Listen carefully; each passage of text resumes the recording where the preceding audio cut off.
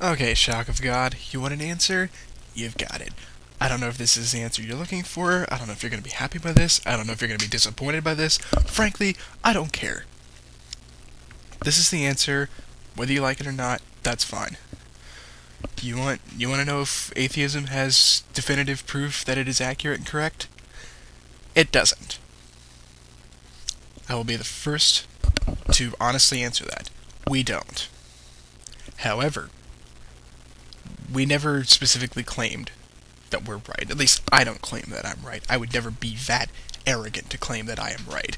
Atheism is my, well, not personal, but, well, my personal, but atheism is my belief system. I operate under I am what Richard Dawkins called a de facto atheist. I operate under the impression that God does not exist and therefore live my life under that assumption. I can never prove for certain whether or not there is a God. But, as I said, I live my life under the assumption that a God does not exist, and therefore I do not live under its rules. Now, before you go taking my words out of context and claiming, oh, he admitted that atheism's wrong, we win, hold that thought. Christianity is not right either. No religion is right. And I believe that for several reasons. One, there are many, many different religions. They can't all be right.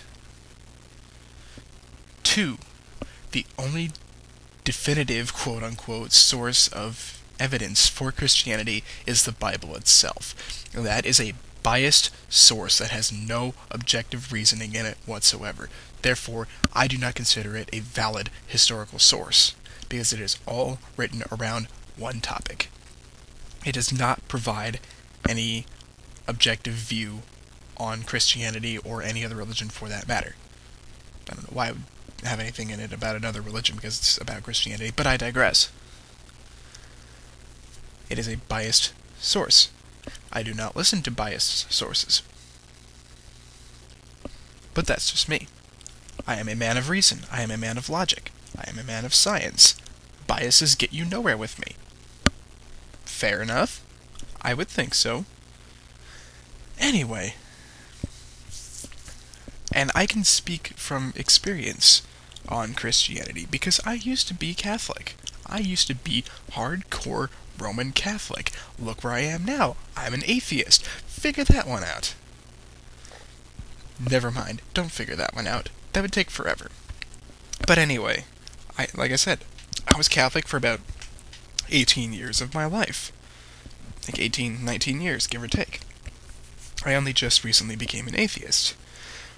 But the main problems I had with Catholicism were the fact that I was not allowed to think logically about some of the more important issues behind Christianity. The existence of God, the resurrection of Jesus, the pre-existence of God before the universe. That God has always existed since, like, for infinity back. I don't even know how to describe words like that. It's almost 4 o'clock in the morning. I am not thinking correctly at all, but, well, I am, but anyway. But anyway, I was not allowed to logically question these things because they were apparently so far beyond human reasoning and understanding that any attempt to try to understand it would be fruitless, and you'd be better off just accepting it and letting it go. And as a human being, I cannot do that. I am always striving for understanding, always striving for knowledge, and I think anybody who doesn't is really robbing themselves of existence. Because as a human being, as a human being with the capacity for knowledge, understanding, and reason, you should always be striving for that kind of reasoning and not just leaving it up to a simple answer. Because that's what religion does. It gives you the simple answers to life. And I don't do simple answers to life. Because simple answers usually have very, very easy flaws. Resurrection of the body? Really? If you'd stop and think about that, just 1 second. 1 second. It is not possible for a human being to die and then come back to life. I mean, it has been documented to technically happen over a course of, 20 seconds, 20, 30 seconds. Somebody's like clinically dead and then comes back to life. Jesus was supposedly dead for 3 days. You do not die for 3 days and then come back to life. That does not happen. If anything, Jesus went into a comatose state while on the cross. Because in the Bible, people are actually surprised. I'm not using the Bible as a historical reference, but in the Bible, I think it was Pilate was surprised that Jesus had died so quickly, when usually people are up there for days. They don't die in a matter of hours. Jesus was probably a really weak, out-of-shape person and went into a comatose state. Well, he may not even been out of shape. He may have been in great physical health. I don't know. But he may have just gone into shock from the excruciating pain that is caused by crucifixion. Because in crucifixion, the nails go through a nerve in your wrist. If it hits that nerve correctly, I can imagine the pain would be absolutely excruciating, and you could go into shock from it. You could go into shock from it, maybe go into a coma just from the sheer pain, exhaustion, I don't know.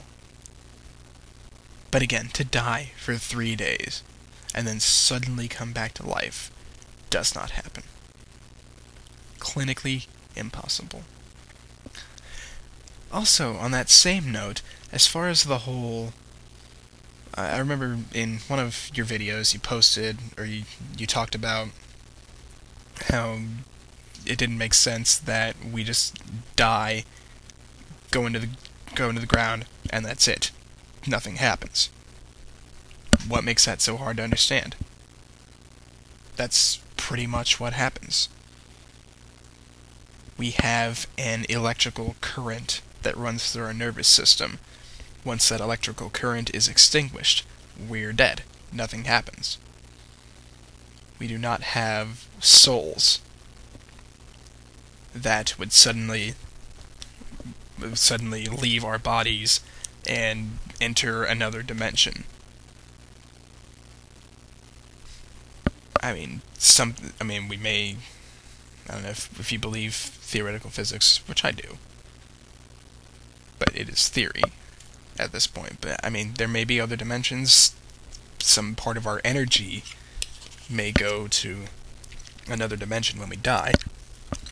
But as far as a soul, like a physical, or not, I guess metaphysical manifestation of ourselves going into another dimension and retaining everything that we remembered, plus gaining more knowledge from some divine being. How does that make sense?